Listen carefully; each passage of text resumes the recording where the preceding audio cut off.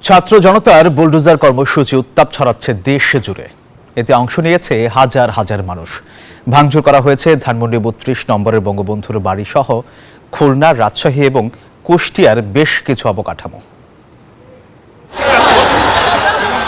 রাজধানীর কলাবাগান এলাকায় মানুষের ঢল। পূর্ব ঘোষিত বুলডোজার কর্মসূচির অংশ হিসেবে ধানমন্ডি ৩২ নম্বরে বঙ্গবন্ধুর বাড়িতে জড়ো হয় উৎসুক জনতা। কিছুক্ষণ পর শুরু হয় ভাঙচুর। কেবল ভাঙচুর চালিয়ে ক্ষান্ত হয়নি, দেওয়া হয় আগুনও। এমন পরিস্থিতিতে ঘটনাস্থলে আসে সেনাবাহিনী। রাত ৯টার দিকে একই কর্মসূচিতে স্থাপনা ভাঙচুর শুরু হয় খুলনাতে। একই সময়ে একই রকম ঘটনার সাক্ষী হয় রাজশাহী বিশ্ববিদ্যালয় ক্যাম্পাস। ভাঙচুর চলে বঙ্গবন্ধু হলে।